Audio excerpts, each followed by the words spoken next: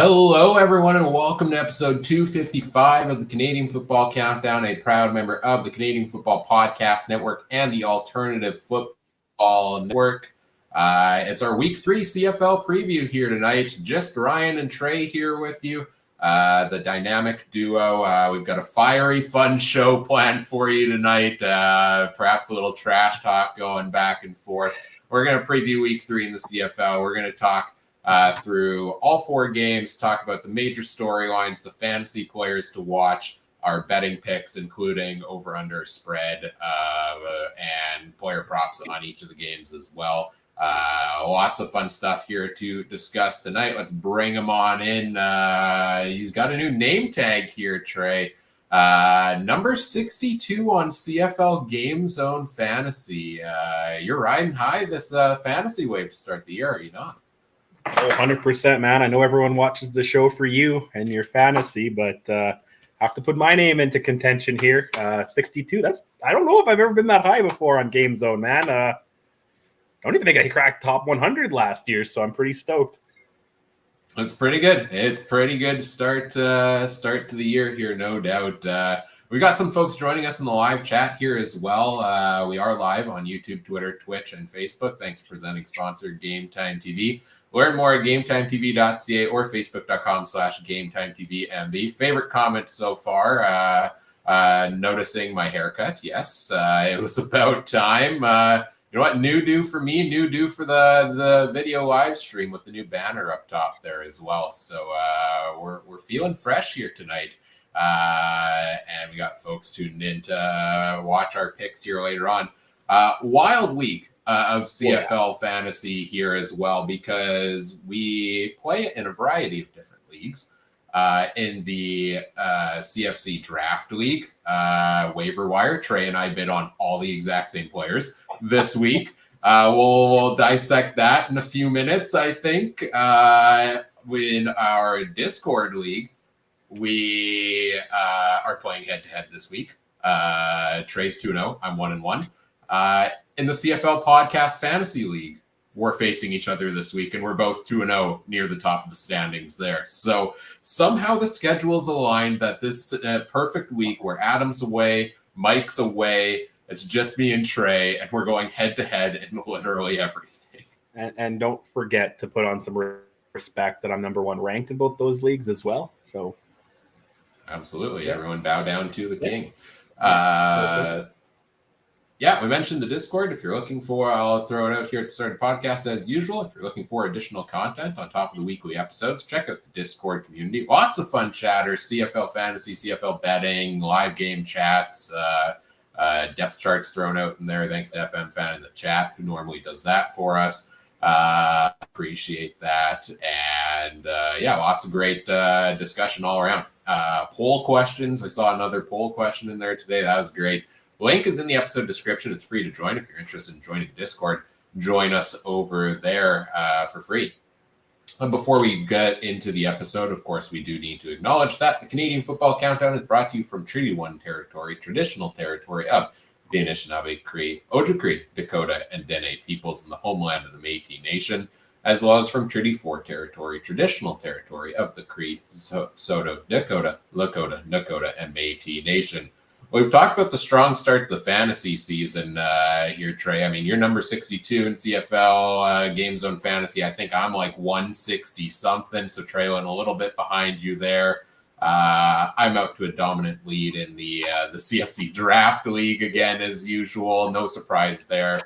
BC Lions all the way. I've got the studio lights on in orange today for those on the video in honor of BC carrying me well on the way to another championship.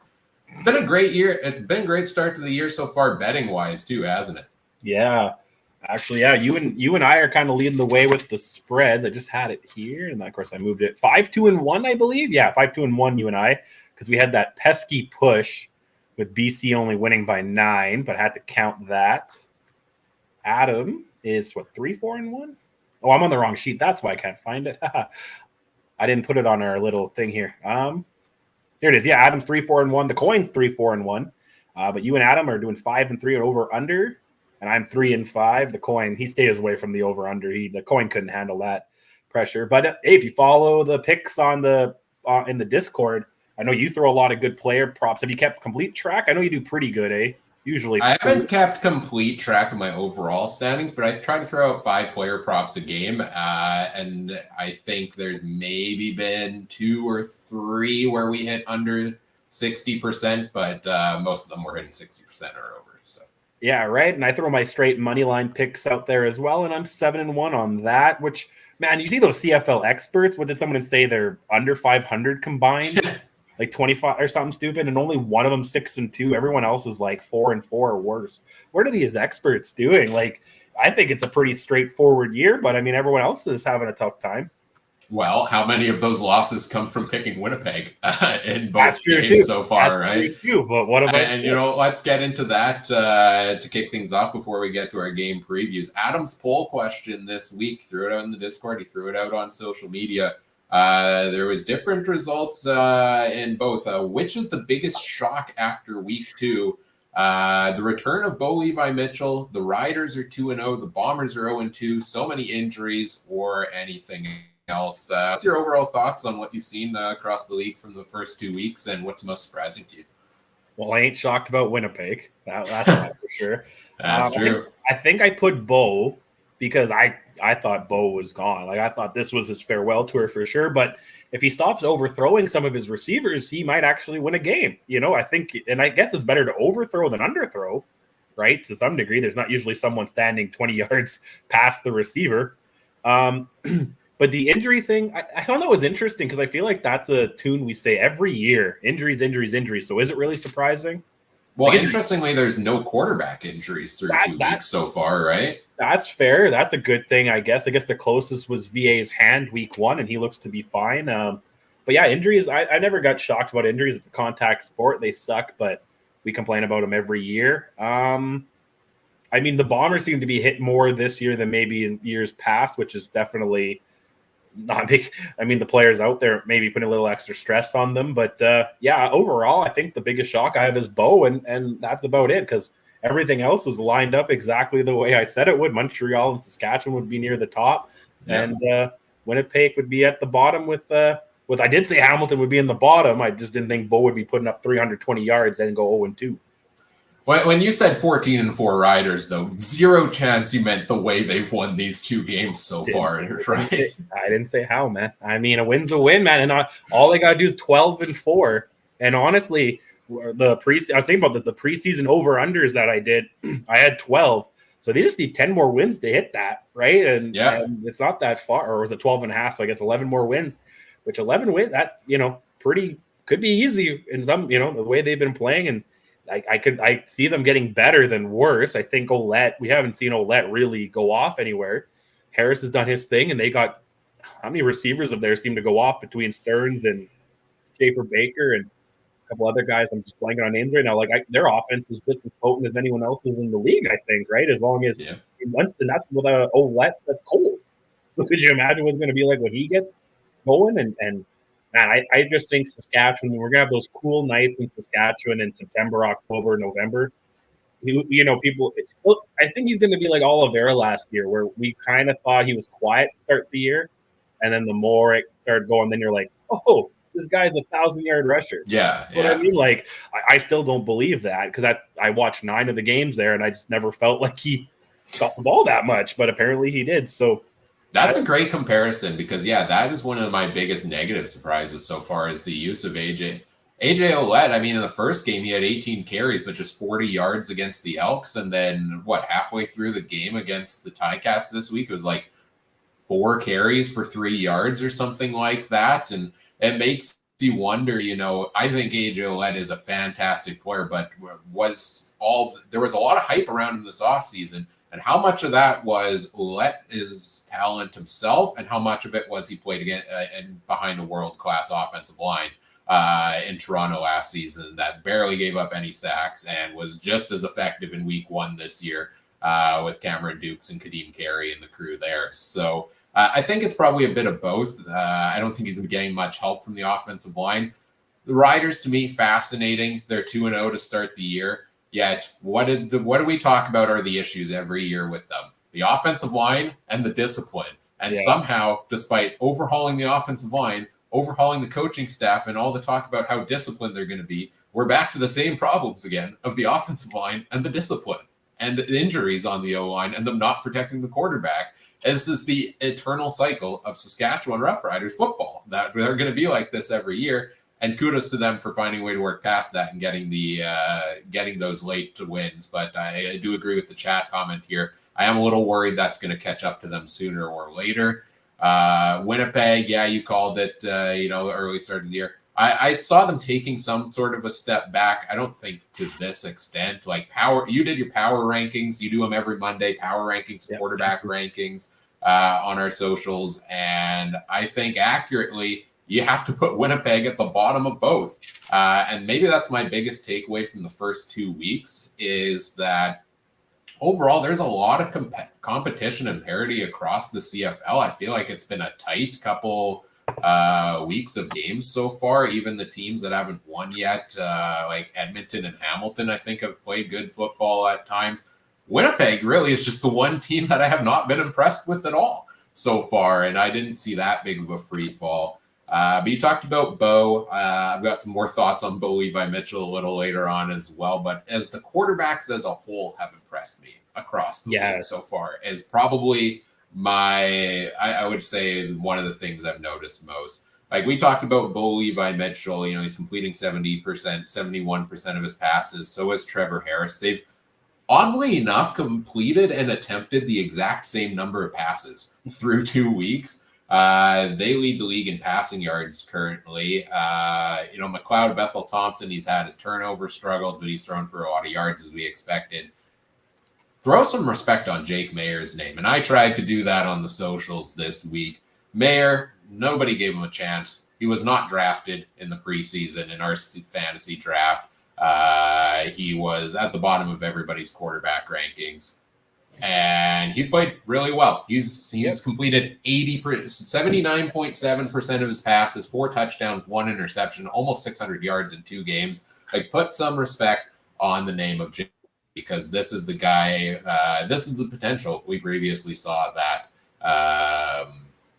Kind of made Bo expendable over in Calgary. Anything else from the first 2 weeks stand out to you before we move on? Well, I'll just touch on one thing too. You're talking about the quarterbacks. I mean, they never really seem to average over 300 yards. I know it's early. We got 4 guys averaging over 300 yards per game. Mayer, like you just said, he's shy by 4.5 yards.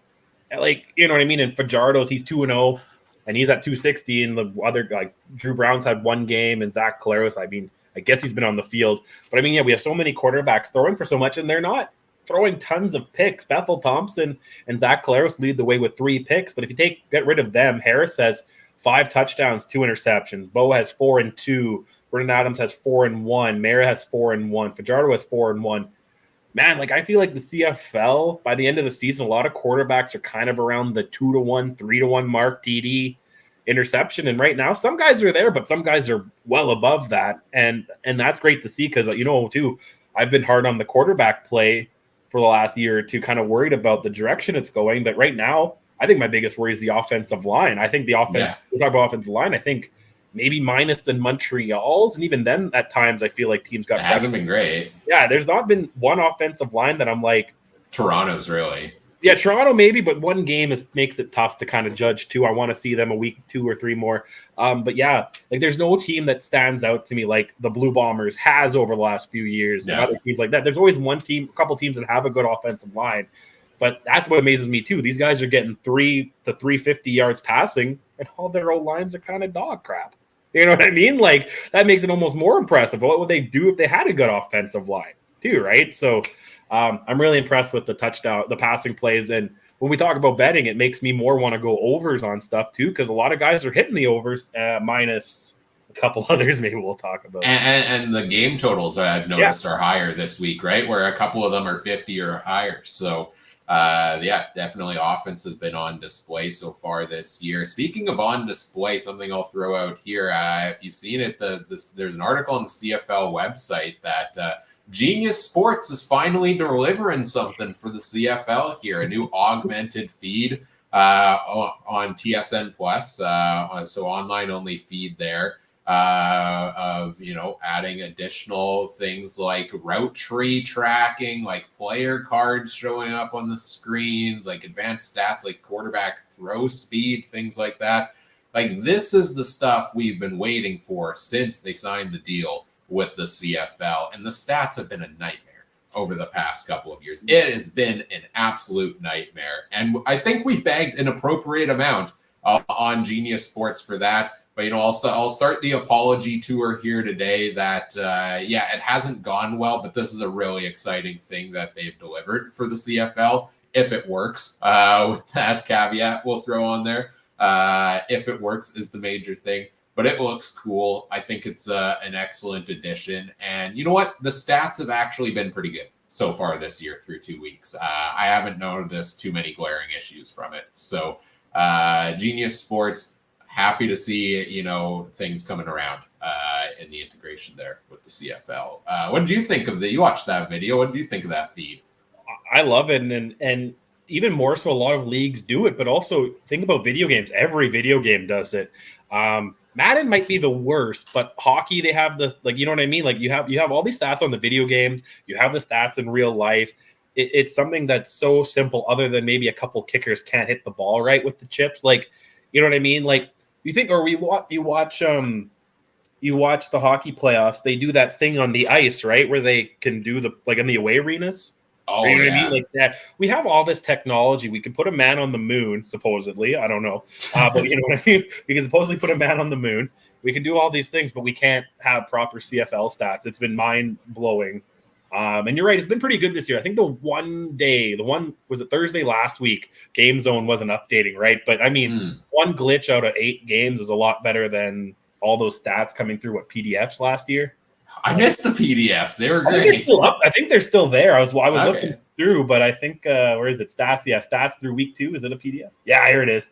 They're still there, buddy. But it's not like you need to go through it. And the PDFs, for guys like you, the PDFs are fine. But a guy like me who's ADHD and lazy, I want the stats to be on the nice table chart where you can hit the buttons and it sorts it for you. And so, again, Madden's been doing it since 2001. You know what I mean? So, and the NFL's been doing it for decades too. It's great to see the CFL trying stuff. I'm really interested in this.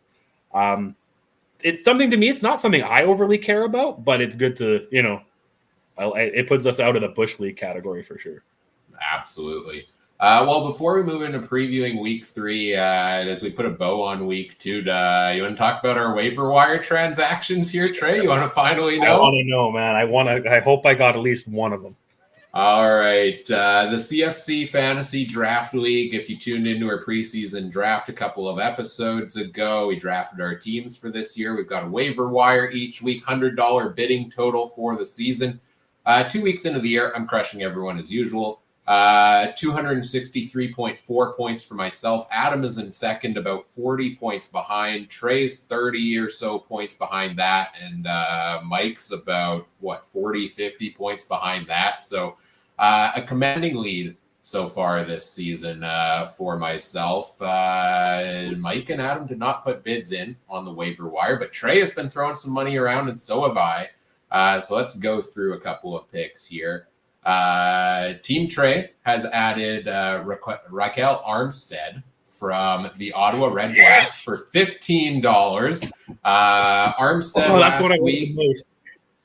Armstead last week, huge debut with the Ottawa Redblacks against the Bombers. Something like 94 yards, I think it was, for Armstead last week. I don't know if you have the stats there on him, but I think that was roughly what it was. Great game for him. He looked explosive on some of those runs. So Jeshurun Antwi getting dropped. Disappointing start to the year for him from what we kind of expected his usage, right? Yeah. I was thinking he was going to be the guy over Fletcher. I bet wrong on that one. And Adam has Fletcher, right? So Adam's benefited from that. Yeah, it worked out well for him this week. 95 yards for Armstead on 16 carries last week. I placed a bid as well of $0, so you outbid me on that one. Team Trey has another addition here. Wide receiver Keandre Smith of the Hamilton Tiger Cats, $5 addition there. Keandre Smith, great start to the season so far for him.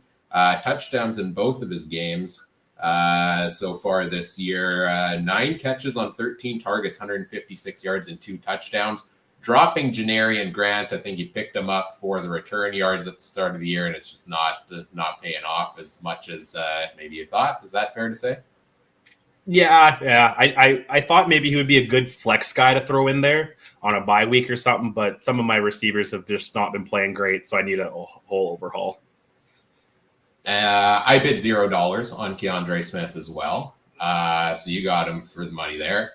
The next player up for grabs, one Bo Levi Mitchell. Trey dropped a large bid of $30 on Bo Levi Mitchell. I swear to God, if you put 0 on him too, I'm going to lose my mind.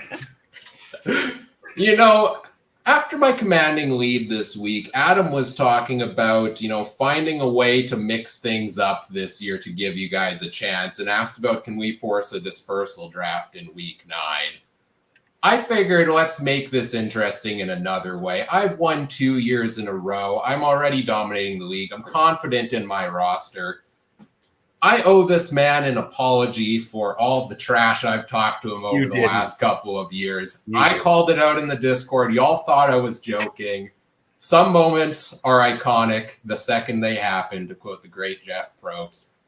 I dropped $100 on Bo Levi Mitchell in the fantasy waiver wire this week. He's had a great start to the year. You didn't. $100 to Bo Levi Mitchell. Oh man, I think this might be. If you still win, this just might have to be the last year we play, man. Like, I don't think. Okay, because you got 20 weeks with nothing now. Okay. I don't need the waiver money. I've got the roster. I'll wheel and deal as I need. I'll put in those sneaky transactions after the fact and give me Bo on my roster for $100. Not. I got to pay him the respect. He's had the start of the year that I've bagged on him. And you know what? This one's for FM Fan in the chat. Believe in Bo Levi Mitchell. $100 for him. Tevin Jones, still think he's a number 6 receiver in the CFL, but he is the man I'm dropping because I don't know when he's getting in with the Elks there. So give me Bo for $100, all of my waiver wire money for this season in our fantasy league. And really, it's a win-win situation for me. It's entertaining for the show if this goes gloriously wrong and I lose. And it's even more funny when I beat you all with 0 waiver dollar money for the rest of the year. So, doing it. Bo Levi Mitchell, $100 waiver wire is gone. And that's what we've got for transactions for this week. Man. Really sad Adam couldn't make it for his live reaction and for Mike on that one. We'll see how long it takes them to watch this back and learn what has just transpired. So between Twiddledee and Twiddledum here, we've $130 combined on Bo. I think we have some respect on him now. I mean, and honestly, $30. Like again, I knew you were going to put zeros on the other guys. I knew that, and I overbid because I thought maybe Adam would be in there, but I thought Bo would at least be 30 to 50, and I didn't. Anyway, man, you're evil, man. We're talking about this pre-show, and you just kept a straight face. I was like, oh, you're joking about dropping 100. You just kept a straight face, man. Like that's. I joked about it so much this week, and where it was like, at some point, it's like I kind of gotta, put my money where my mouth is and do it. So he's probably honestly not going to play. I've got 2 of the best quarterbacks in the league in Vernon Adams Jr. and Cameron Dukes already, and now add Bo Levi Mitchell to the mix as my 3rd quarterback. Does that make all 9 starters taken? It does, yep. Okay. Oh. It does. All right. I'm just waiting for Caleros to inevitably get hurt and Streveler gets the start. And, perfect, yeah. Who's got Caleros? You? Still? No, Mike? That's Adam. That's Adam. Right. Yeah. Another reason I always win in fantasy, I never take a bomber. That's true. The second time in 3 years. I only have 1. I only have Legio. Well, and Schoen. Never mind, I have Schoen. 2. Legio's not on the Bombers. He's on Hamilton. Oh, I meant Castillo. I have Castillo. Gotcha. Oh, you got both of them. All right, we are far enough into the show. Let's get into these game previews here now that the antics are out of the Coach Phil's way. even coming in with the well damn. The crazy yeah, episode. we know how Coach Phil feels about the Hamilton Tiger Cats. So, all right, first game of the week here. Let the shenanigans continue as we talk about that. The Ottawa Redblacks they're coming in for their second game of the year, visiting the Montreal Alouettes. Ottawa's 1-0, Montreal's 2-0 to start the year. Thursday night, 7:30 p.m. Eastern Time in Montreal. Top storylines by our great storyteller, Adam Stewart, who did send them in ahead of time as well. The Montreal Alouettes banner-raising night versus Ottawa. Finally, a chance for Montreal to raise their championship banner. They did sign Titus Wall, defensive back from the Stamps last couple of years, a couple days ago, and he's on the starting roster this week. Also, Reggie White Jr. making his first start at wide receiver in like 2 years, coming back from injury. So some big changes there. And on the Ottawa side, Drew Brown had a good game versus Winnipeg. Can he continue? Where do you want to start on the storylines in this game? What's most interesting to you? I'm a little bit more interested in Ottawa, to be honest, because I feel like they've had one less game. Montreal, I think Montreal is exactly kind of where I thought they were. Ottawa, everyone was question marks about them. And did Drew Brown just have a good game against his old team, which he probably had a good insight on schemes and players and habits like that, or is he going to be, he's up there? Because even him, when we're doing the top 5 quarterback rankings, which I also do too, thank you for throwing me under the bus all the time on that stuff. He's I have a bone to pick with that, by the way. Our 5 quarterback rankings when it's actually just Trey. Well, it's on the team social media, man. That's fair. I don't complain when you post things, man. I say, that's the team's rankings, man. That's true. If you want, I can just put it on my personal account, but then my phone will never shut up. But he's a tough one to keep out sometimes. He's had one game. Him and Cam Dukes, the 2 quarterbacks who had one game, their stats are pretty close to the rest of the pack, right? So I'm really interested to see what they do. I think it's Montreal's game. I think they're obviously the better team, but I think it's one of those ones we'll talk about betting. Can Ottawa get within that touchdown or 6.5 points? And I think that will be a true measurement. If they only lose to Montreal by a field goal, it's hard to think Ottawa's not a decent team, right? Yeah, they looked good against Winnipeg last week. Like, it came down to the wire, but like Ottawa was their team by and away in last week's game, and they looked really good to start the year. And Drew Brown, I don't think Drew Brown looked fantastic, but I think he had a solid game.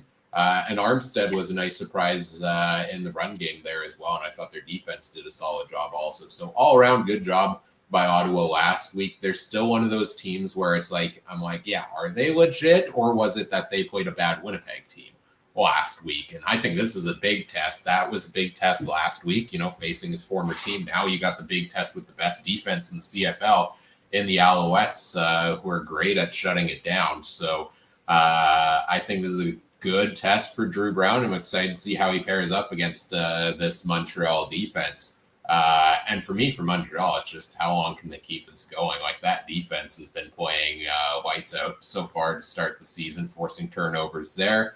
Fajardo looks comfortable. Walter Fletcher really took off last week against Edmonton as well. What kind of usage do we see from him this week? And really on both sides of the ball, there's some good wide receiver cores for both of these teams. Oh yeah, for sure.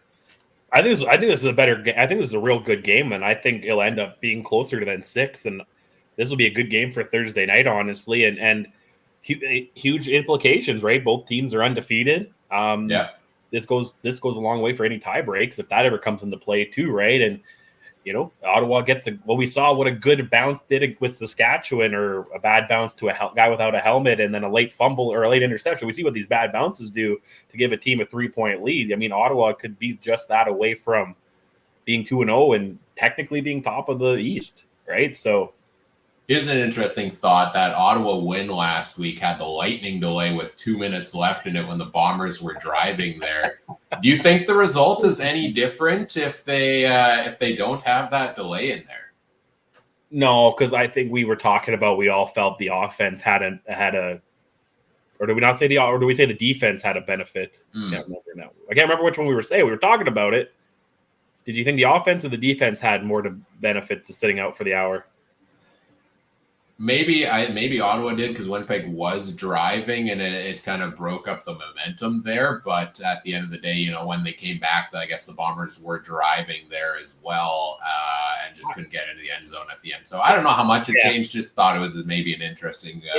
It's tough, man. It's tough, man. Like I've seen, obviously all for player safety. I'm actually surprised I saw anybody complain about it, saying that they shouldn't do it. Like it's not a rain delay; it's a lightning delay. I don't know about you, but I've been electrocuted a couple times with some faulty extension cords, and that hurts. So I wouldn't want to get hit anywhere near one of those big sucker lightning bolts, especially here in the Prairie. I know they're awful here. I'm sure it's been bad in Ontario too. So I get it. It's an unfortunate thing. It's just something weird we don't see it often. The only sport that really delays is baseball, I guess, and they'll do it for a light drizzle, right? So, it's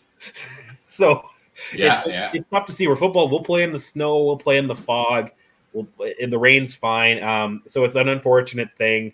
I don't think it changed too much, honestly, but I still think it would have just been funny if the game was called, because then it would have been a complete meltdown in Bomber Twitter land. But I'm happy it didn't, though, because that would have been funny. For sure. But Ottawa would get even less credit than they did for that win, right? Where it's going to be like, oh, Winnipeg would have won. No, put respect on Ottawa for the performance they had in that game. And tough test against Montreal this week. And I feel like Ottawa-Montreal games always end up a little bit wacky. So looking forward to seeing what comes in this one here. Let's get into fantasy players to watch here, and this week I'm kind of feel the need to hand things over to the man who's leading the way here in the CFL fantasy streets this season. Trey, you've got our fantasy players to watch tonight. Oh, plot twist here! Buckle up. Things are about to get crazy here. So let's start with Ottawa. And I actually kind of ranked some of the guys too in ways I like them. But so my number 3 running back that I would play is Raquel Armstead. Again, I kind of put him third on my total list. He's on this because I'm a little worried. Was it a lightning strike twice, pun intended? kind of thing. Will he get 95? Will Drew Brown throw for more? Like kind of thing. And he didn't get a touchdown, but we'll see about that. But he is only 4.5K, which on Game Zone, I'm not too sure what he is on DraftKings. So I'm sure he's probably not crazy on that either. So that's kind of where I would go with running back. And Hardy's on Ottawa, is he not? Okay, good. I didn't put in brackets teams here, but he leads wide receivers in points at 24.1 average. But again, he's only had the one game and he is 10K. So kind of an interesting play there. And the Ottawa defense is actually my third top defense choice because 2 teams average 10 points while Ottawa averages 8. If you want to sneak up a couple points in defenses. That's all I got from Ottawa. And then the other side, Montreal. Surprisingly, I didn't put Fajardo in my top 3 quarterbacks. I think he's a little expensive, but it could be a play. You got to go with Philpott. He's still only at 8.4K, which, it's pretty good. And he averages 23 points a game. And then Montreal. Montreal is one of those teams that averages 10 points on defense, fantasy points for defense. They tied with Toronto. So, again, they might cost a little more, but it might be worth it if you have the money to put either Montreal or Toronto in. Yeah, I've got, I haven't fully set my lineup. I honestly don't do so until like 10 minutes before I need to lock it in a lot of times. But 3 of the guys you've talked about are the same ones I'm looking at on my list. Armstead at 4,500, really like him. I thought he was explosive in his runs last week. And, we kind of discredit the guys where, it's not a proven CFL guy coming in for this team. And then all of the guys who are stars in the league now started out the same way. Kadeem Carey, who ended up 2 years ago leading the league in rushing, while he was like the 3rd string running back in Calgary earlier than that. Brady Oliveira was back up behind Andrew Harris. Could go through the list on all these guys. Ouellette was number 3 in Toronto at some point. So they got to start somewhere, and I think it's potentially Armstead could be a good start here for him, and I love the low price there. Tough matchup with Montreal's defense, who I also like, just because they force a lot of turnovers. And then Walter Fletcher, I think you talked briefly about him there. I loved what he did in the receiving game last week. He was, I think, their second leading receiver last week with like 60 yards, I want to say. I know he had a long touchdown there against the Bombers or something like that. So I really like Walter Fletcher there as well. Hard in this game against it's hard. It's going to be hard with these Ottawa and Toronto games because we've only seen one game from them so far. So like what do we take from what we saw in week one, for this matchup, for example, against these teams? Tough one there for sure. So we talk betting lines here. Yeah, sure. We're getting the betting line. So again, Ottawa's the +6.5 road dogs going into Montreal on banner raising night. And the over-under 47.5. This is the lowest over and under of the week, actually. Yeah. I believe every other one's like 50+. This one's interesting. I think it'll be closer. I'm going to take Ottawa at +6.5. But I will. Okay, my phone keeps going off. Quit sending me TikToks, man. Sorry. But he keeps sending me TikToks. My phone's going off, and it makes me lose my train of thought. But I like Montreal, but I'm going to take Montreal to win at money line as of now. Keep an eye on the Discord. This is one I could see being a trap game. Montreal's feeling all high at 2-0. Ottawa had they played last week, right? Yes, they played last week, the bye before. So they're a little untested. You never know. They might come in town and play spoilers. I wouldn't be shocked if Thursday morning, if you go to the Discord and see the official TCU trade play of parlay of the week, if Ottawa's there instead of Montreal. But right now, I'll take Montreal money line, and I'll actually take the over with this being the lowest score. You? Or should I? I'll say Adam. I'll throw Adams real quick. He took Ottawa to cover. He took the over, and the coin actually did something right. The coin took Ottawa +6.5 too. The coin flip. Do you think Adam actually flipped? Here's my conspiracy theory. Last 2 weeks he hasn't been here. Do you think he actually flipped the coin, or he's just in a rush, just threw a random one out, whatever it is, and tried to differ from his and some and not the others? We'll never know. They're all the same except for the last game. So I mean, he's a man of his word. This is where you copy the homework but realize it's too similar, so you change the last answer. Starting to think Adam's just flipping the coin for his own picks here. Why not? This one's tough. The line's tough on this for me because I'm really high on Montreal, and I still don't know about Ottawa. Like the good performance, but it was against Winnipeg, which is a crazy statement to say right now. I like the Montreal money line like you do for sure. I think I like the under on this game. Montreal in their 2 wins have scored 23 points and 27, and they typically allow 20 or less. So I think it's going to be a lower scoring one. Give me Ottawa on the spread though to cover. I think it'll be a closer win for Montreal. I think it's going to be a close game, but I'm not super confident in that one.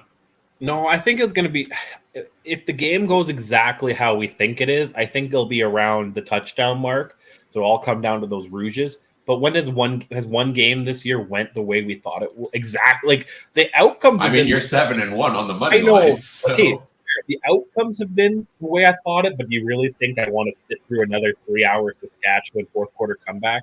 No, I really don't. So if they haven't, I could, but again, I think one weird bounce and Ottawa could win. If they're down a touchdown, they could usually win or tie it up, right? So I think it'll be a close one. I didn't pull up FanDuel. Do we want to throw any props or? Yeah, I've got the props up here. Obviously, I'll take a closer look at them and how the lines have changed closer to game day there. Looking at just I'll just throw out some of the passing numbers here. Fajardo's at 275.5, Drew Brown at 255.5. maybe be tempted to hit the under on Fajardo. It's tough. He hits around that. I feel like he's always around that 260 to 280 range. So it's one of those tough ones where maybe I wouldn't confidently hit that play. Montreal's defense is tough. So those ones are kind of tough here. Walter Fletcher over under 50.5 rushing yards. I'm tempted to take the over on that one there. I thought Johnny Augustine had a couple good plays against Ottawa last week. Fletcher had some big runs in there, and they seem to be kind of using him as their workhorse running back. So I think that's my favorite play so far is Fletcher over 50.5. Kion Julian Grant as well over 53.5. I feel like they've been looking to him for some of those big deep balls so far this year. I think I would consider playing that one. But both of these teams, I'm struggling a little right now on the receiving props because they have a lot of receivers that they spread the ball around with. Anything catch your eye on this game? No, I mean, the odds are never there. But I think it's a given. Tyson Philpott anytime touchdown would be nice. Heck, I'd even put a couple bucks down on Tyson Philpott 2 touchdowns at plus 500. Ooh. Yeah. I am actually kind of under the impression that I know the defenses are kind of good on these teams, but I kind of feel a shootout coming. So I would actually maybe go over on the passing yards for both guys. Okay. I did like what you said about Fletcher, and you're also right about the receivers. Other than maybe Philpott, I don't want to get into too many receivers because both teams spread the ball out. So even Philpott, he had 1 catch in the first half last week? Yeah, and then like 4 to start the second half. Yeah, so I mean, I think I'll stay away from the receivers too. Yeah, and we throw out these early props here on the show as well. And like we've talked about, check the Discord because once it comes to game day, maybe more accurate props once we see the depth charts and stuff like that. We'll throw out the picks there at that point. But some early teasers here to help you out, perhaps with some of these early lines that might work out in your favor. Let's move on to our second game of the week here. The BC Lions at 1-1, I believe, entering Winnipeg 0-2 here on Friday night, 8:30 p.m. Eastern time. Boy, I feel like the script is flipped from last time BC was here in Winnipeg, where it was 2 teams flying high at the end of the year in the playoffs, and now they've got a combined 1 win through 4 games here in this game. Adam's storylines for us, 0-2 Winnipeg, pressure on the team, the coach, or on some individual players and more, and which ones, who's the pressure on in Winnipeg. And in BC, we know the pressure is on the offensive line. But they looked really, really good versus Calgary. And Adam's big question mark for the Lions is maybe a lack of depth at receiver because it seems to be just the Alexander Hollands and the Justin McInnis show. What interests you most about this game? Yeah, real quick, we'll just let's change the line. This one changed too. It's now plus 2.5, and minus 2.5. Let's change that because then we don't have another push. I want to get rid of these pushes if possible. But either way, the pressure is on in Winnipeg, I think. I mean, I get the fans, and rightfully so. You don't want to be the sky is falling, but to some degree, hey, 0-2, this team hasn't felt that in a while. Sure, Katoy's out for BC, man, and like FM fan reminds us, but they also have a few good receivers in their core. Vernon Adams will find open guys. So I think Winnipeg, the pressure's on. Like, I think a loss at home with this fan base is a lot worse than a loss on the road, I think. And you don't want to do that to this point. Go 0-3 and 0-2 at home, right? That kind of really sets a sour taste in the fan base's mouth. But I think the pressure's on the offense. I think the defense, relatively speaking, has played okay. I mean, they gave up only 23 points and 27 points. I guess, they haven't given up any 30 bombs. They're playing relatively well. It's still kind of that bend, not break, and I think they're going to keep doing that until I die. So I think the pressure's really on that offense. And you have Oliveira. Everyone's been crying that he's the MOP, and sure, he's playing fine, but he's potentially hurt. Caleros, again, who's everyone's crying that should have been the 3-time MOP. Well, he's not playing like it this year. You got the old lines depleted and again up there in age. You got receivers. I haven't been really especially excited about any one receiver. Like Schoen's been okay, but Lawler's kind of been okay, but no one's been out there, changing games like they have been over the last few years. So yeah, I don't know. Lawler is on the 6-game injured list now, right? But Dalton Schoen, you're right. Like last week, a bunch of us took him in fantasy. That was a letdown there from Schoen. Nick Dembski's been quiet so far this year. And I feel like the depth is being tested there. I liked what I saw from Carrick Wheatfall last week. He looked exciting as a new addition to that offense. Big receiver there. But not a lot to be excited about with Winnipeg's offense this year, really. But then again, the guy, that's kind of what we said about O'Leary Orange, too. If people got excited about him, but he kind of was on the wrong side of the depth chart. Same with Rasheed Bailey, wrong side of the depth chart. I'll throw Carlton Agadosi in there as well, right? That's probably the closest comparison I would throw. Just big height receiver. That's true, too. I just mean in general, those guys who are kind of on the bubble, and they'll play great when there's injuries, but we all know Lawler's coming back in the second he's healthy, and it kind of bumps things around. This guy would have to get 3 or 4 touchdowns a game to really not let Lawler back in, and then we're kind of back to this. I wonder if we're going to get the same stalls. I wonder if Lawler, sometimes people come back better from injury. Sometimes they come back worse from injury. So I don't know. I think this Bomber offense, I think it's not the exciting Lapo one anymore, and far from that. And even that at times got stale, and it's gotten a little bit more stale with Buck Pierce, right? Yeah, and it just seems like overall the team has taken a complete step back. Like we talked quarterback rankings earlier, and put some respect there for some of those other guys around. I look at those performances. Zach Collaros is clearly number 9, and it's not close. I think McLeod Bethel Thompson is thrown for a lot of yards, but he's also turned the ball over, so I'd kind of put him at 8. But I put Collaros, significantly behind there. Nothing special has been going on from that offense so far. And the run game hasn't been there with the injuries going on either. So this is a team that we're used to putting up 30 points a game and putting up 300, 400, 500 yards a game. And it's not coming so far. And the special teams for Winnipeg have been a big issue so far too. They did bring back, I think it's Chris Smith, returned that big touchdown in preseason. They did bring him back this week, so maybe try to revitalize the return game a little bit because Myron Mitchell just hasn't been getting it done there. But did they not cut Smith just because he was injured? I think so, and maybe he's healthy now, so they brought him back. I guess they just probably didn't want to waste the spot at the time and hoped that Mitchell was going to work, but. Crazy to see Winnipeg the favorite in this game again based on how poorly they've played, because I don't have a lot of positives to talk about from what I've seen them so far, and I'm kind of down on them going into this game against BC, a team that I'm really high on right now. On the BC side, the big concern in week 1 was that offensive line. Vernon Adams got hit over and over. He was looking banged up. He was injured during the week. Didn't know early on if he was going to play.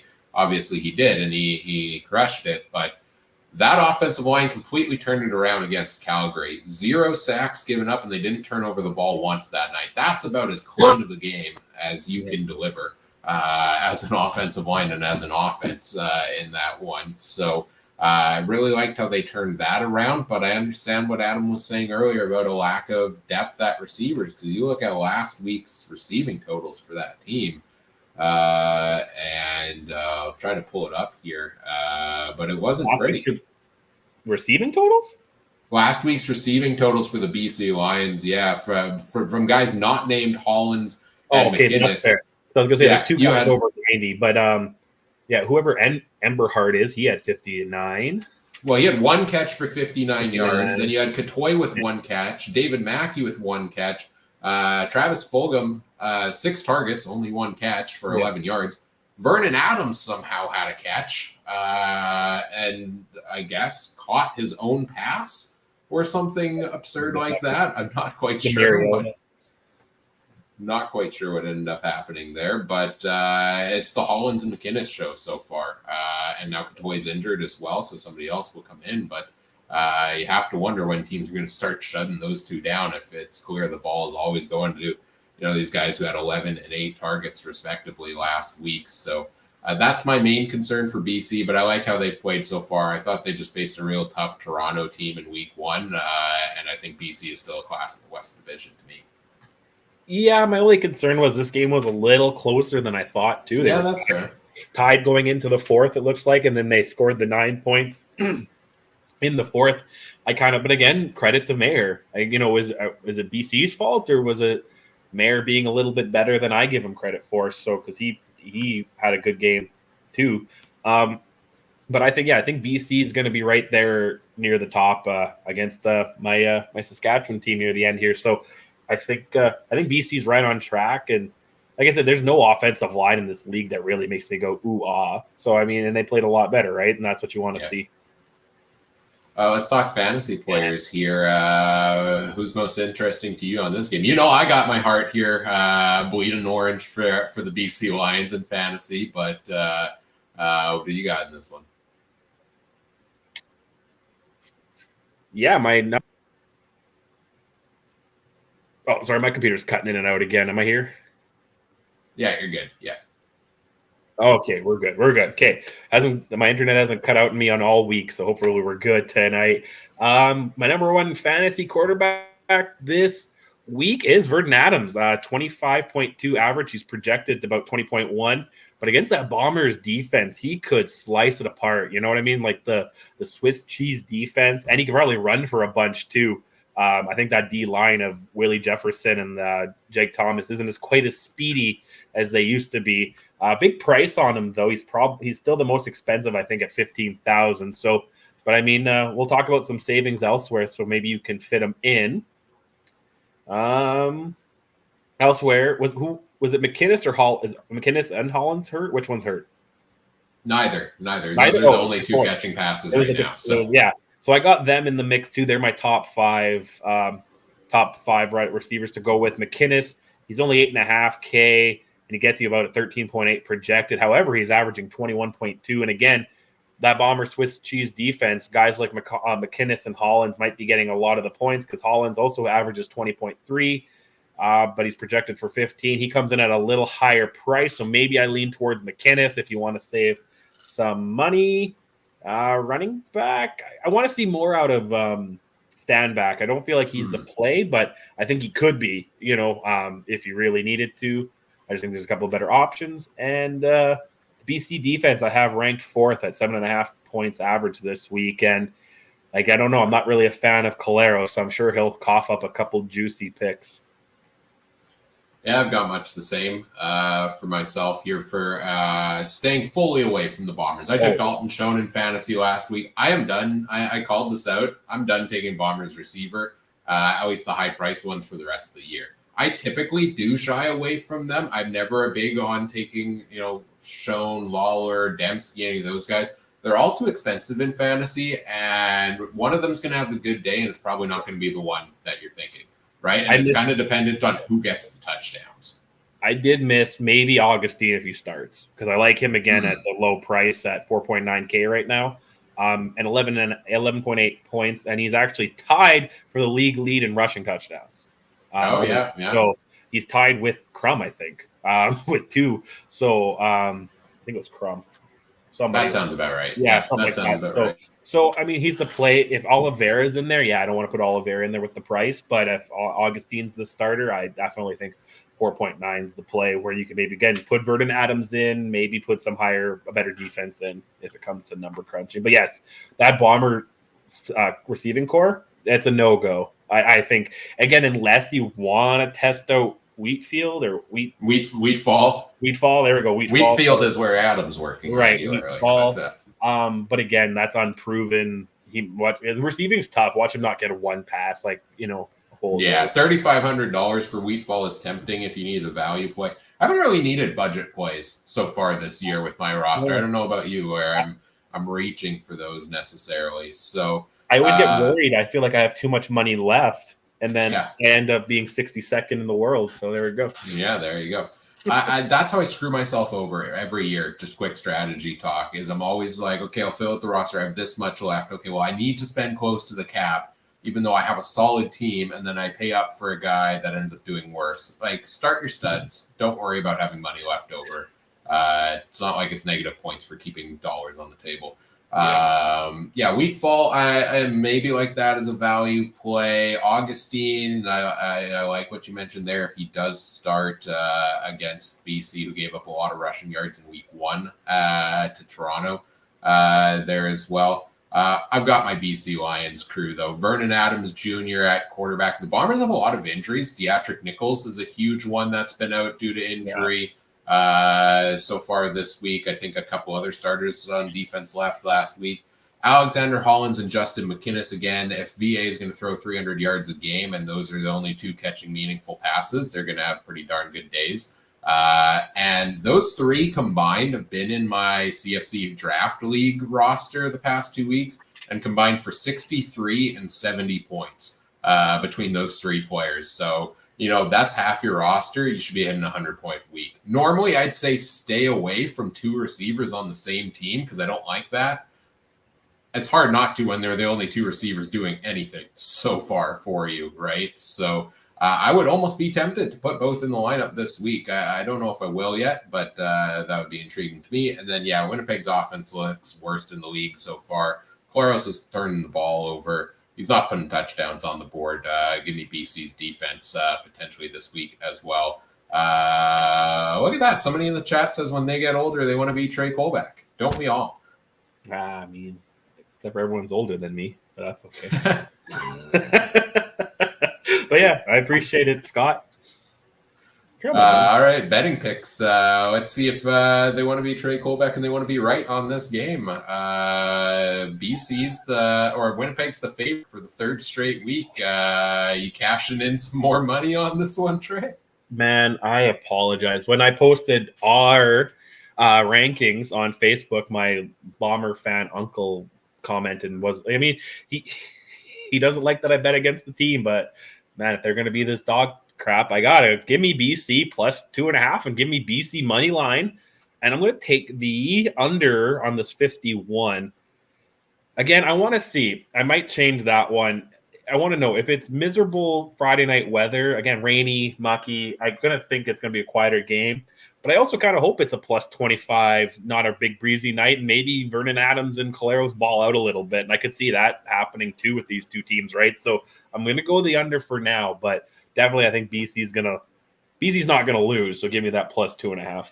And Adam agrees with the BC and under as well, and so does the coin. Coin takes BC, and I guess they're taking the spread, but I think Adam and the coin truly believe the Blue Bombers will be 0-3.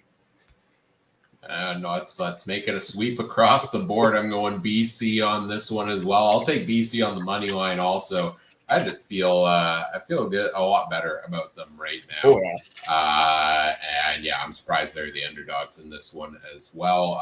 And I'm going to take the under on it also. 51 is a really high over for a Winnipeg team that has really not been producing offensively so far this year. 19 points in week 2, 12 points in week 1. Give me the under on a 51. That line is really high for this week. What do you like from the props? Have you looked at the props here yet at all for this game? Whatever it is, give me the under on Caleros. 280.5 on Caleros. And how do you feel about 305.5 on Vernon Adams? Over. I think I really think he's going to cut up our defense like a Thanksgiving turkey, man. Like, I just have a bad feeling. And again, I've probably been almost equally unimpressed with our defensive line as our offensive line. And he's a mobile quarterback. I don't think they're going to be able to contain him. And if he's even got a running yards, I would almost take something. No, he doesn't.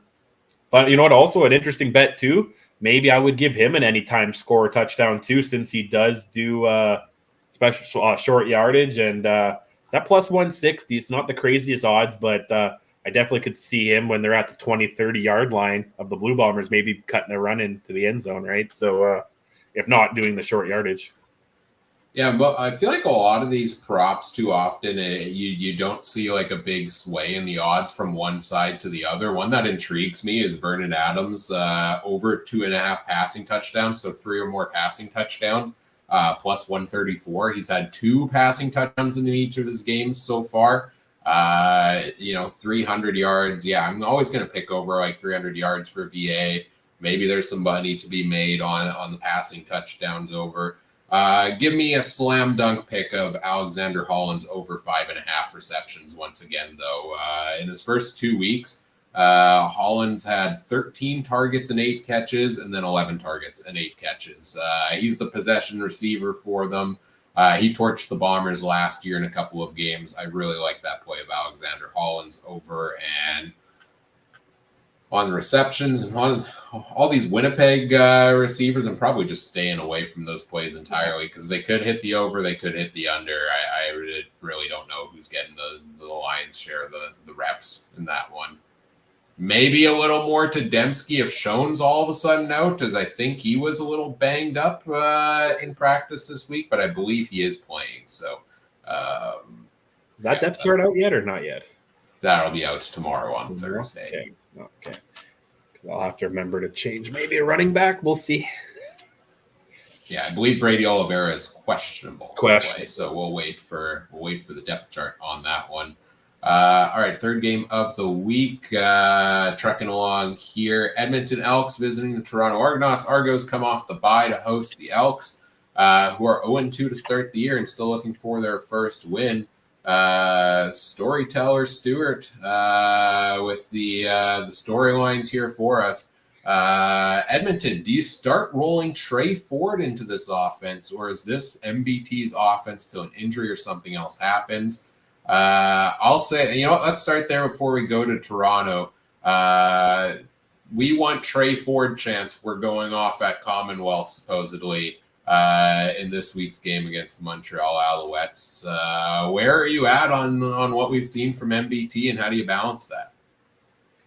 I mean, it's not really my job. We're going to convince Chris Jones, right? And I don't know the guy personally, but he seems like a guy that's going to die on every hill that he can, right? Like when it comes to violence. So I don't know. You brought in the guy who last time he was in the CFL was a Grey Cup champion, led the league in passing yards, if not a bunch of other stats, left for a year to the USFL, led that league and passing yards and stuff.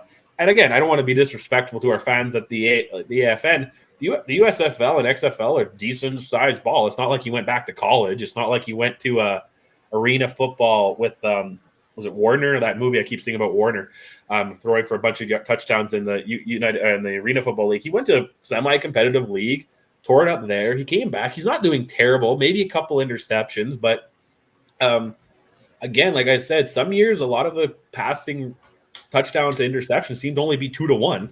So he only needs a couple more touchdowns, and he kind of is back to that ratio. So I don't think it's time to give up on MBT. I think you brought him in for a reason. Does Trey Ford start sometime this year before injury? Yes, if it keeps going this way.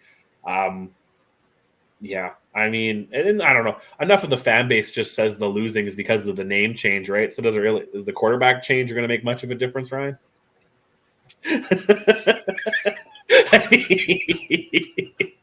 mean, it doesn't matter. It's still the Elks, but no, I think it's coming. But I think it'll be a few more weeks. I think they brought him in for a reason, right? And maybe it's to mentor him a little bit. I don't know. I mean, do you really want him? Was he brought in there to hold the clipboard? I don't know. Like will be interesting. Yeah, I don't know if MBT's played that bad. Like, he hasn't played great. He's thrown for over 300 yards in both games, or 300 or more yards, but he's also thrown 42 pass attempts in each of them. So, yeah. And this is kind of what we expected. He's always he's always throwing a ton in each game. The concern is not putting touchdowns on the board. 2 touchdowns, 3 interceptions so far. Those turnovers are hurting them. The lack of touchdowns. When you have talented wide receivers like Eugene Lewis, Dylan Mitchell, Curly Gittins Jr., etc., in your lineup is definitely a concern there. I think it's way too early for Trey Ford, though. It's the Elks. The Elks are finding a way to lose games like they have the last couple of years. They're snake bitten a little bit, I feel like, there. And I'm interested to see how long the losing streak lasts this year. I didn't think it would get to 8 games last year, but it did.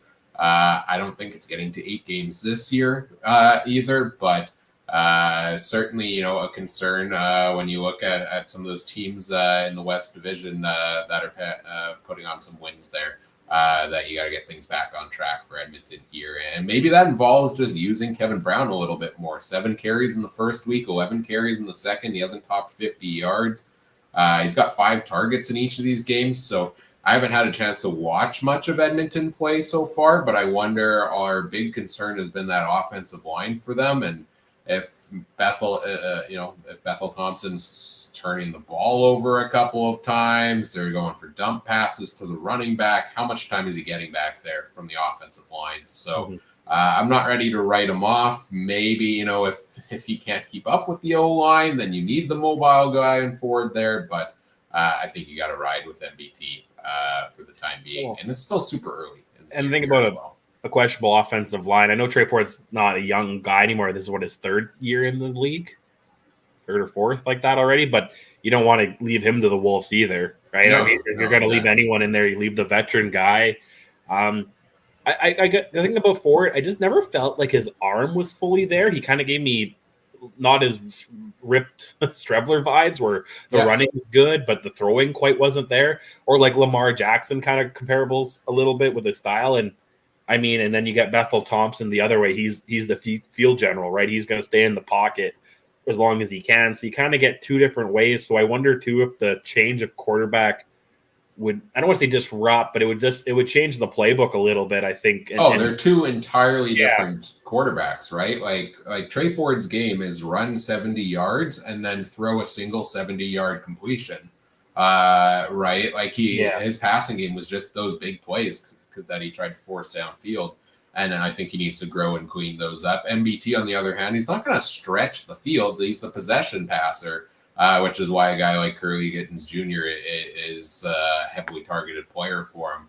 On the Toronto side, we talk about Edmonton's offensive line issues. Now you've got Toronto on the other side, who in week 1 against the Lions made quick work of their offensive line and got to VA over and over and over again. So, Toronto's defense, I think, is an interesting story here, in that we expected them to take a step back. They lost all the pieces. They lost their defensive coordinator, and they were just as tenacious as ever against the Lions in week 1. And why should we not expect them to do the same against Edmonton this week? No, you're right. I really like Toronto's defense, and they're one of the 2 teams that have averaged 10 points. I guess they only had 1 game, but they're top with most average points per game in fantasy. Definitely like what they did. I thought BC would blow them out of the water week 1, and they didn't. I mean, it was a close game. Was it close? I think it was close. Yeah, it was a touchdown near the end. So that's nothing bad. They still gave up 27 points, but that's to BC too, right? But 6 sacks, right? That's true too. We're just talking about no offensive line in Edmonton. I'm actually maybe considering changing something up. I was kind of thinking Edmonton might cover this, but the more we're talking about Toronto and stuff like that, maybe I'm going to take Toronto to win more than a touchdown, because, like the reasons we said, watch them get a defensive score, watch them sack Bethel Thompson 5, 6, 7 times, and it's not going to be a close game if they do that. And I like Edmonton. They got some good pieces, though, right? Curly Gittins Jr., they still have Eugene Lewis. I like some of the pieces on offense, but maybe, again, those guys are playmakers. Maybe you do need that rushing kind of style of Trey Ford to get those guys open more, right? And to give more time for them to get open. So I'd be interested. I think does Edmonton have a home game next week? No, they've got 2 straight on the road here. Week 6 against Ottawa. I bet if anything, it'd be week 6. If they continue this way, Edmonton, and they go 0-5, 0-4, 0-5, or 1-4 into that time, go into the bye, then maybe it'd be a Trey Ford time, go into a home game. But until that, I think Bethel Thompson has a chance. But I think, the Toronto defense is going to be all over him and make his day a living nightmare. I think the storyline everybody's going to be mostly watching for Toronto, too, is the Cam Dukes situation. Yes. And we'll talk about him through our fantasy picks and through betting picks, so I'll save it for that. But Cam Dukes is definitely a guy we're watching. And Kadeem Carey looked like old Kadeem Carey in week 1 against that Lions defense as well. We kind of, I feel like we were a little more down on him coming into this year after his injuries, but 2 years ago he led the league in rushing yards, and he looked real good in that Argos offense in week 1. So what kind of performance does he have against the Elks, a team he was very familiar with from the rivalry when he was with the Stamps the past couple of years? Fantasy players to watch. Who do you like in this game? I got my number 2 quarterback to watch is Cam Dukes. Like we said, only one game, and I wonder if it'll be if he's a one-hit wonder, but he does have 78% completion rating. His average was pretty good. 3 touchdowns, 1 interception, only 254 yards. So I'm a little concerned about that, but we'll see how that goes. I do like Kadeem Carey. That isn't one I thought about earlier, but I'll add him to my list. I think that you're right. He did do pretty well, and it kind of changed my mind on the uncertainty of what's going on in Winnipeg, that maybe he's more of a guy to play. And then on the receivers, I kind of don't really have anyone from these 2 teams right now. Do you have anyone from receivers you like? Yeah, I've got a couple there. One I thought maybe was near and dear to your heart that I'm surprised you didn't mention was Curly Gittens Jr., as we've talked about, right? Like his performance through 2 weeks so far, he has been the go-to target. I'm just trying to pull up his stats here for Gittens Jr. In week 2, most recently, 9 targets, 7 catches, 93 yards. I want to say, I don't know why it's not populating my spreadsheet here, but I want to say in week 1 he had 12 targets, 9 catches. So he's going to get a lot of targets, which means he's probably going to get a lot of catches in there. He hasn't hit the end zone so far yet this year, but I think that's an intriguing play, especially since the Argos, as much as they are good at putting pressure on, they're also going to give up a ton of yards, as they did last year through the air.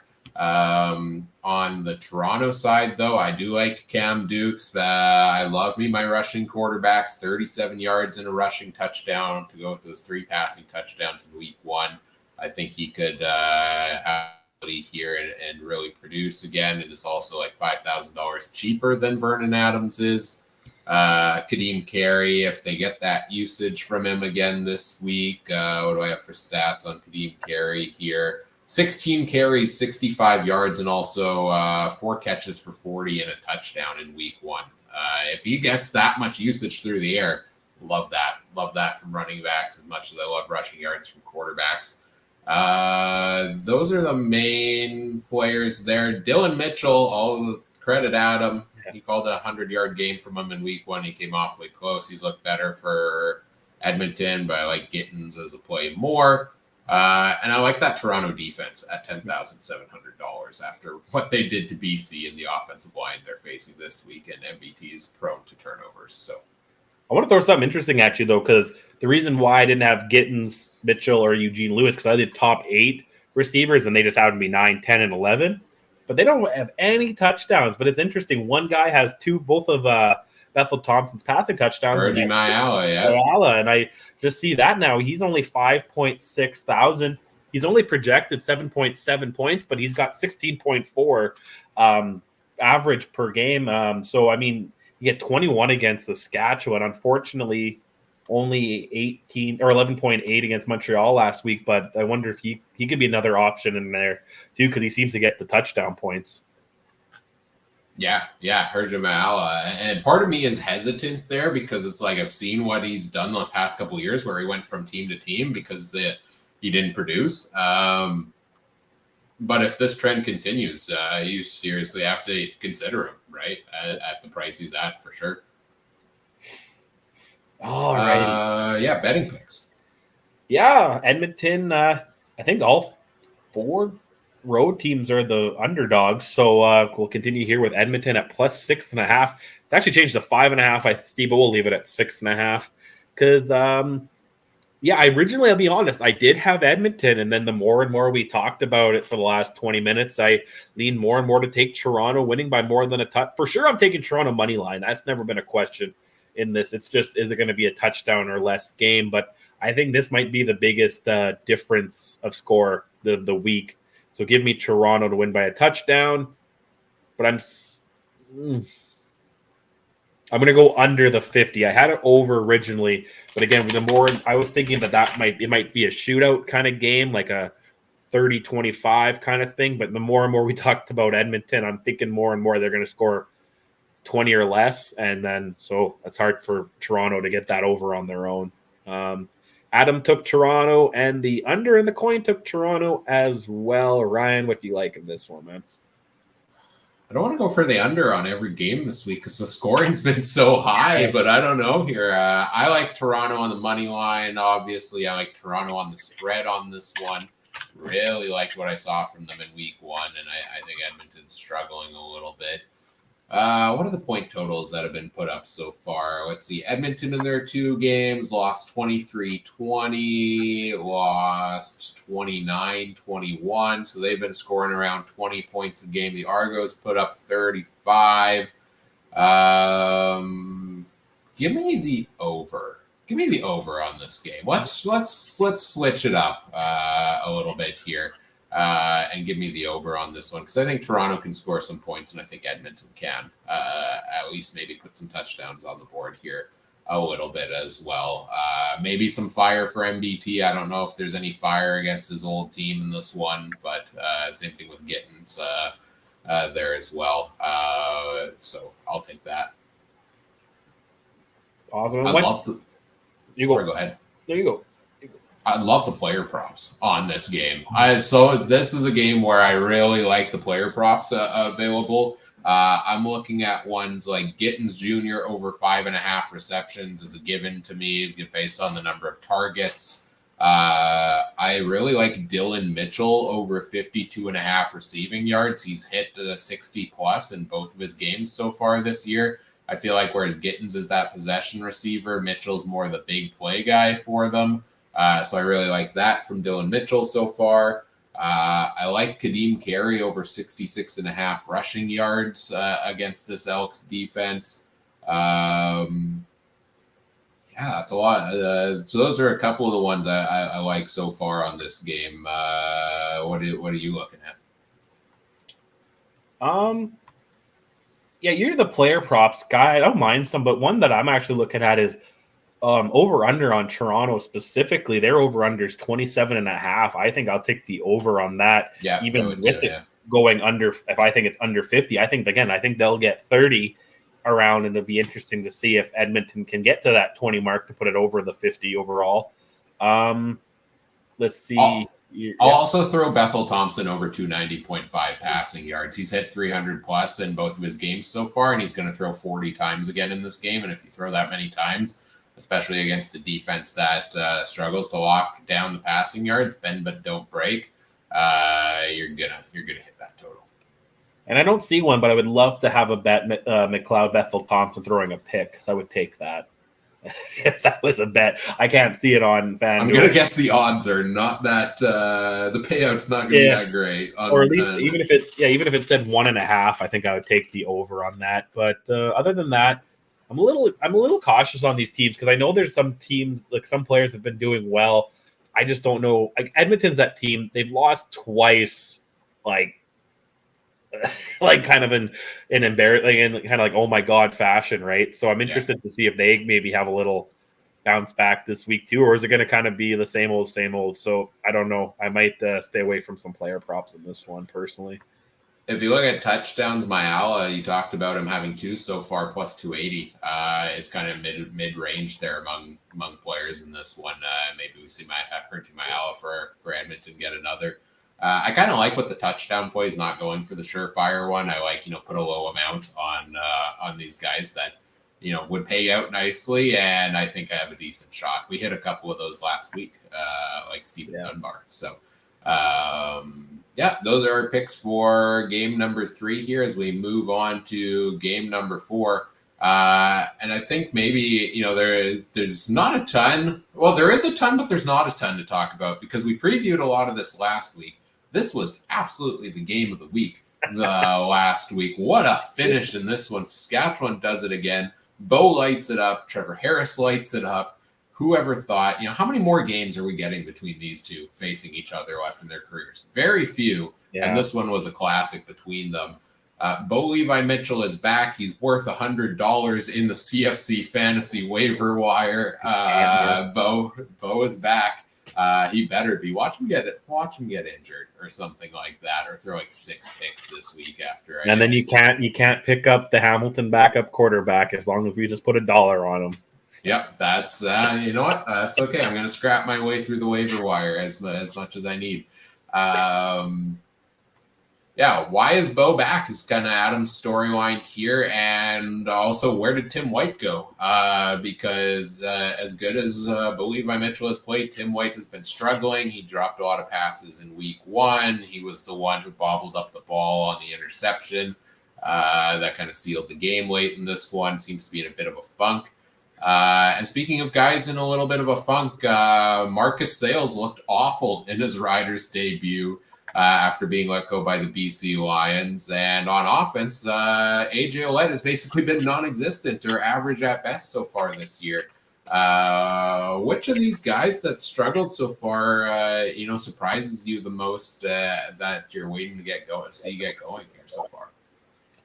I'm actually kind of more surprised about Marcus Sayles than I am than AJ Ouellette. I'm pretty surprised about Ouellette, but Sayles... And he was pretty good, I thought, 2 years here in Winnipeg, and then he had a year in Minnesota, kind of bouncing around that program and stuff. And then he spent some time in BC. And again, I felt like he was a guy that always played well against the Bombers. At least I remember seeing him in that secondary. So it was kind of a surprise cut to me, and I was kind of like, oh, okay, good. Saskatchewan picked him up, but I mean, I kind of feel like a lot of DBs and cornerbacks are like that. They could be hit and miss if you pick on them too much. Maybe he didn't pick up the Saskatchewan playbook as quick as maybe people thought. So I'm a little surprised about that. And of course, I'm surprised about AJ Ouellette, but I still think his time's going to come. I think, like I said at the beginning of the show, we were recording then, right? When I said that he's going to surprise me and be like Oliveira, where it's going to sneak up on you. Kind of his production, but yeah, that's kind of where I'm with Saskatchewan. And Saskatchewan, yeah, the fourth quarter comebacks, it can only happen so many times, but I'll take their 2-0. And then on the other side, Hamilton, yeah, Bo surprised me, man. I was joking in the Discord, test him. I think that's all natural what Bo's doing. His arm, he's if anything, he's overthrowing, which I guess that's the better option than underthrowing, right? Not very often if you're going to overthrow your receiver 50 yards down, there's not going to be a safety who just happens to be 60 yards down, So I think Bo, that team could easily be 2-0. Again, if it's just a couple bounces and a couple unfortunate things, they could be 2-0, threatening Montreal for first right now. So I think FM fan I wouldn't plan the parade, but I think FM fan has some things to look forward to. Maybe farther down the year, and they might, that East is probably tough right now. I might even think the East is almost tougher with how they're playing. Yeah, I agree. Yeah, Ottawa's won in Montreal, and Hamilton could be 2-0. Yeah, I agree. Despite the 0-2 start to the year for Hamilton, they've looked a lot better than I expected, and Bo's looked a lot better, and some mistakes to make up. They gave up a lot defensively late in that game to let Saskatchewan back in it to kind of pull off the comeback win here. And they got to clean that up. And that's more on the defense, I think, than Tim White bobbling that interception that lost the game in this one. The defense has to clean that up. And we knew the defense was going to be a problem this year with the injuries with the turnover they had at linebacker on the defensive line. Things like that for the Ticats. But that's a concern for me there. On the Saskatchewan side, yeah, I don't know what to make of AJ Ouellette. We talked about it off the top, oh my gosh, of the show. That like AJ Ouellette to me, I know it's early, but has just felt like the biggest bust after everything we expected from him. Right, like the last couple of weeks, we're expecting 70, 80 plus yards in the player props. I think you threw one out 2+ touchdowns from Ouellette, and it's like we're lucky if we get 2 carries for more than 5 yards from him so far. So that's the biggest storyline I think that I'm watching here, and It's a home and home series. I really have no idea what to expect from this game because we got literally everything in this game, including one of the most bizarre rules ever in that fumble recovery that you were telling me about that I didn't get a chance to see, where the guy's helmet comes off as the ball is basically falling in his hands, and that makes him ineligible, so the fumble doesn't count. Like, we saw everything in this football game, and I hope we see everything in the rematch this weekend. Yeah, just looking over stats, want to hear something interesting. So AJ Ouellette's currently 8th in rushing yards at 64. Who do you think's at 9th? This is weird. 8th at 64. 9th. Because I'm kind of surprised about this one. Is it a quarterback? It is, and it's 14 yards less, I'll tell you that. And how many is Ouellette at? 64. 14 yards left. Vernon Adams, I know, is pretty high in rushing yards. Is he above or below that? Vernon Adams is even lower. Vernon Adams at 41. It's Cody Fajardo at 50. Oh, Fajardo. Okay. Yeah. And then Augustine's at 46. So, I mean, like, there's some guys kind of in the middle there that still got heat up. Oliveira, I know he only played the one game, but he's only at 38. Right? Or did he get hurt halfway through the game? I can't remember. I don't know. I blocked that game out of my memory. I can't. I mean, but James Butler leading the way right now in Hamilton. So, I mean, he definitely could be a guy to keep an eye on as well in this one. Yet to get a touchdown, but 146 yards over 2 games, 25 carries. Longest was 29 yards, though. So, it'll be interesting to see what James Butler does against the Saskatchewan defense, too, that's shown undisciplined penalties and not always there, too. I was going to say Bo Levi Mitchell at first when you said who was number 9 because he had his 36-yard rushing performance in week 1, but I don't think he had any in week 2. So. He's 15th. All right, I'm going to need him to start working his way up to pay off the debt that I paid on Bo. All right, I don't know. Any other storylines? This rematch of last week. See a lot of what we saw. I guess I'll mention Saskatchewan's receivers. A couple went down. Sean Bain went down. Jarrett Stearns went down. I believe they were both back at practice today, so which is a great sign for the Riders there on that. What do you got for fantasy players? So I actually had tied for 3rd and 3B for quarterbacks, both sides of the ball here. Trevor Harris, 5 touchdowns, 2 interceptions though, but 71 completion and an average of 347.5 yards per game. He averages 21.5 fantasy points, projected to only do 16.4, but I wonder if he's a little bit more familiar with that Ticats defense, seeing him last week. But on the other side of the ball, I can't believe I'm saying this, Bo Levi Mitchell, he averages 21.3 points. He's only projected 12, weirdly enough. But again, the same thing. He should know this Saskatchewan defense a little better. 4 touchdowns with 2 interceptions and averages 340 yards a game. If both these gentlemen have similar games that they did last week, I think either option's a pretty good choice there for the quarterback. Let me see here. Sean Bain, I definitely like if he's healthy, which is good. You told me he was. He was the one that took the hit near the late stages of the game, I think, last week, and he held on to that ball. So he's a guy I definitely want to have. 22.25, but he's expensive at 13.6 thousand on Game Zone. I also like my boy Shake and Bake. He's only at 8.6 thousand, but he averages 19.5 points. Only projected to do 13.7, but I could definitely see him doing more.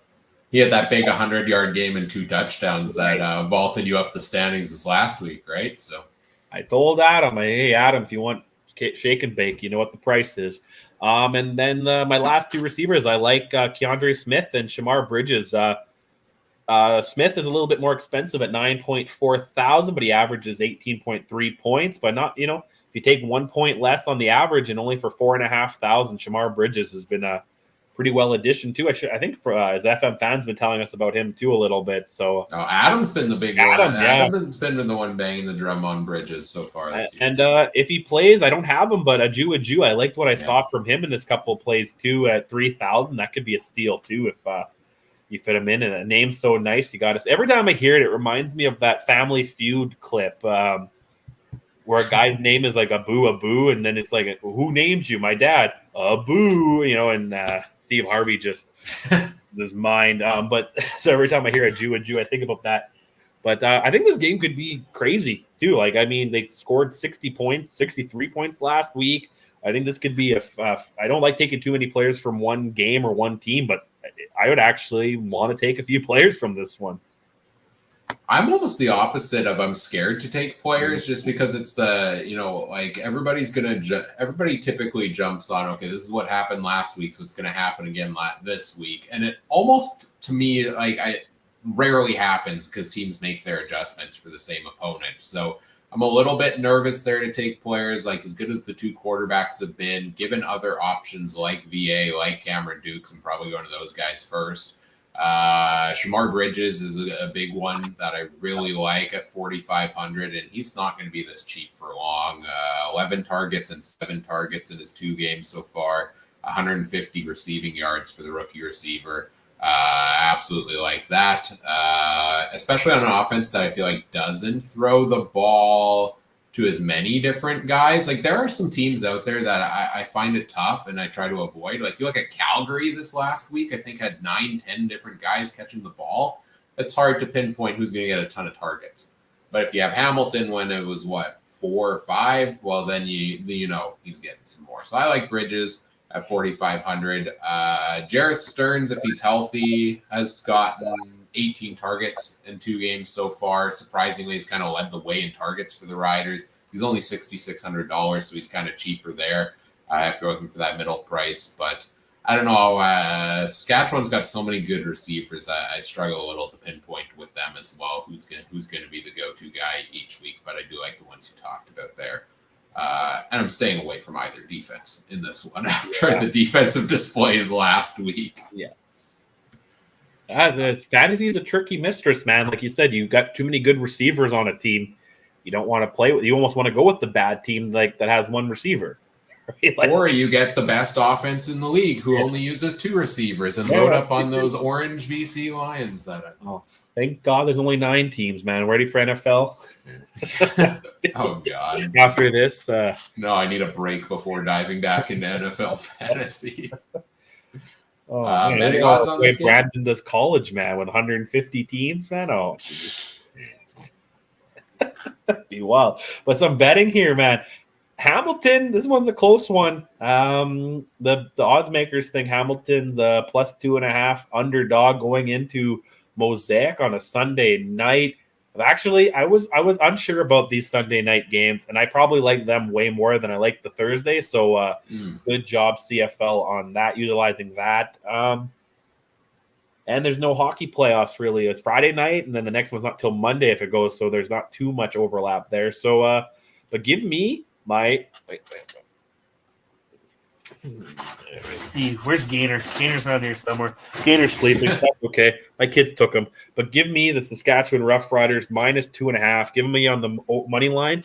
And 50.5. Give me the over. I think they'll be up there again like last week, scoring 50 to 60 points. And Adam, he's not drinking that green Kool-Aid, though. He's got Hamilton winning in the I guess at least plus 2.5. I guess they could lose. He's got Hamilton plus 2.5, but he also agrees on the over. And Adam's lucky coin is drinking that green Kool-Aid and taking Saskatchewan in this one. Ryan, let's see, but I think we've agreed on at least all of the spreads. What do you got in this one?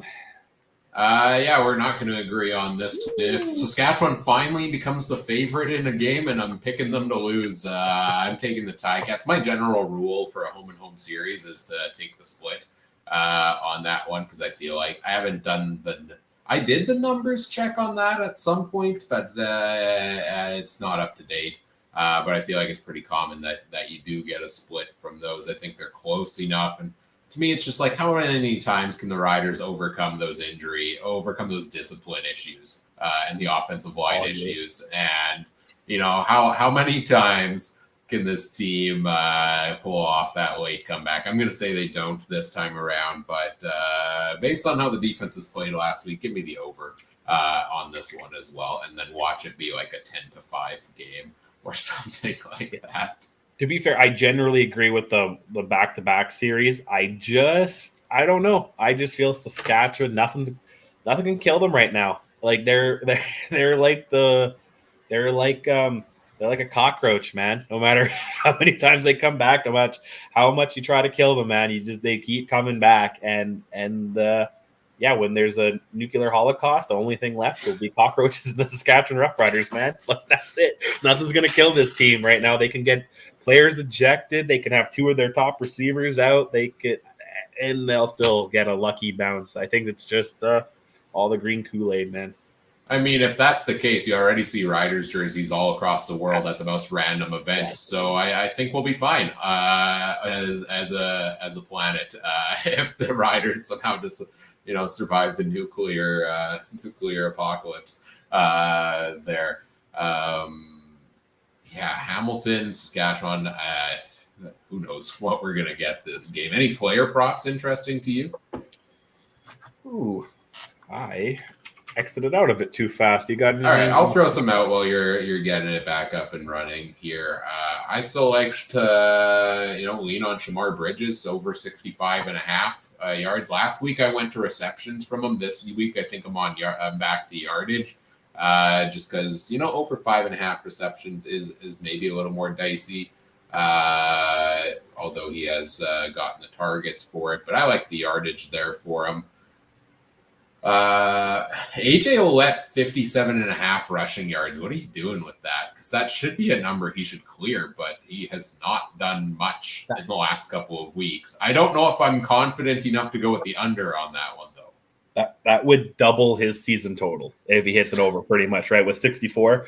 I'd probably stay away from. I wouldn't put it in any big time parlays or anything, but probably stay away from it. I would maybe lean towards the under just from past record. And like you said, these teams might know each other, but maybe that's where the Riders will get away with giving it to them because they feel like they can't possibly be handing it off to AJ Ouellette. But 2, I actually kind of like. I might smash the overs on both quarterbacks. Trevor Harris at 285.5 and Bo Levi at 290.5.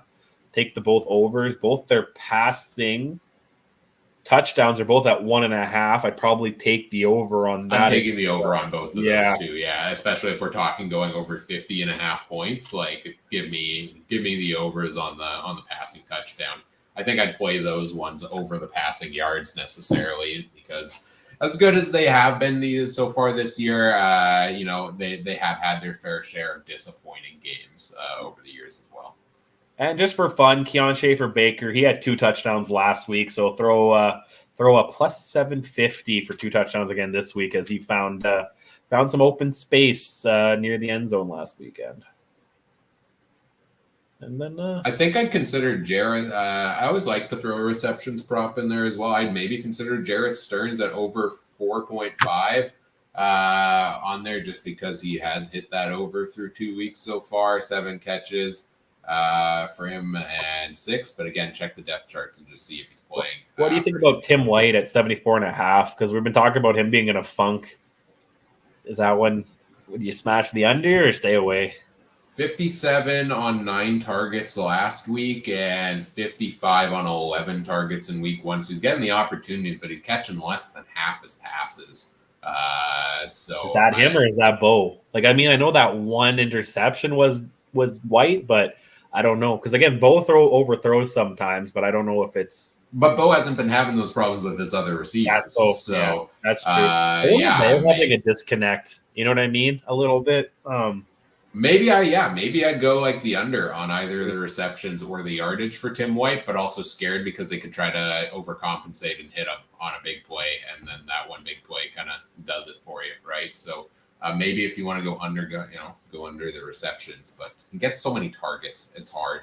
It's hard to bet under 5 receptions when you're getting 11 targets a game because you should be catching most of those. Yeah, those are our player prop analysis for this game. Anything else you've got here that you want to talk about before we wrap things up here, Trey? Nah, man, I just want you to open up week 3 on our Excel page, and then I can set my lineup. Other than that, we're good. I always keep forgetting to do that. So remind me once again right after we're off air. Yeah, no, I've been so antsy about that with our waiver wire, man. I just want to set the lineup and not look at it again until Sunday. Because I'm so happy I built up that suspense. I'm not sending the waiver wire picks in our private Discord channel, by the way. I'm just sending a link to the episode and telling Adam and Mike to come check that if they want to know what happened. But we'll be back again next week. Do all these fun things. Week 4 preview show next week, where we'll take a look at the storylines and betting odds and fantasy picks in those games. We'll see who's the resident fantasy guru and betting expert for next week's show after this week's big events. Let me just pull up some of our lovely slide info here. There it is. That's not working out the way I wanted it to. Is that one? That's the one. There we go. You can follow us on social media as well on X at CF Countdown Pod. We've got a lot more going on there these days. Trey's got power rankings on Mondays. Adam's got a poll of the week on Tuesdays. Wednesday/Thursday. I generally come out with the fantasy value plays of the week. And then we've got different chatter going on there throughout the week as well. So at CF Countdown Pod on X, on Facebook.com/CF Countdown Pod there as well. You can find me on Twitter at CooperTrooper42, mostly only responding when Trey and Adam tag me in things, but also if you want to tag me in things, I might respond to it there as well. You can find Mike on Twitter at Mike Garrell, Adams at AdamStewart1. Trey, what have you all got going on in the TCU these days? Oh man, horse racing, UFC, and football, man. I was messing around with some soccer picks today. I didn't post them, but watching some Euros got me excited. The Copa America and Team Canada. I don't know why. I can't remember what the odds are, but Canada plays Argentina. And I want to smash the draw because Canada's coming off a draw against France, who's one of the powerhouses right now. It was a friendly, so sometimes those games don't matter as much. But I think France is a lot better than Argentina, so I definitely want to smash that one. It was plus like 400 last time I checked. But other than that, that's about it. Right on. Yes, lots going on in TCU as always. I did see you putting some picks out there for soccer, or talking soccer. At least so I was like, oh, that's a new one for you. I like it. That game gave me a heart attack. When was it? That was Portugal yesterday. They were down 1-0. I was losing my mind on that one. And then they scored it. They tied it, and then it was overturned, and then they tied it again, and then they scored an extra minutes. Man, that extra minutes in soccer, it could be the biggest heart attack. Oh yeah, absolutely. Imagine if they had extra minutes in the CFL yet, too, with how many times leads change at the end of the game. That would be interesting. Maybe extra minutes is just an hour-long lightning delay. Check out all the other great shows from around the Canadian Football Podcast Network as well at CF Pod Network on Twitter, Alternative Football Network, Trey mentioned earlier, at the official AFN. UFL Championship just wrapped up this past weekend, so some great podcasts out about all that. AlternativeFootballNetwork.com for all of that. I'll throw this out here near the start of the season as well here at the end of the show. If you like the content and you run a business, or you know somebody who runs a business that would be interested in sponsoring the podcast, help us do a little more fun things as well there. Get them to contact us at the email address on the screen here, CanadianFootballCountdown@gmail.com. And let's talk sponsorship. We'd be happy to work together with you on that. And then check out the Discord. Lots of fun in the Discord. We mentioned the Discord a lot on the podcast because it's a lot of fun and there's a lot of things going on there and a lot of people talking about a lot of different things. And I said a lot of times there, but lots going on there. CFL game day chats for each of the games each week, fantasy, betting, all that fun stuff. Join the Discord. There's a link in the episode description to join us over there. And I think that's it for tonight. Adam just made it into the chat at this very moment. So we're going to end the show before Adam has a chance to say hi any further. Just kidding. We love you, Adam. On behalf of Trey, I'm Ryan saying thank you for listening. Take care. Have a good one. Bye.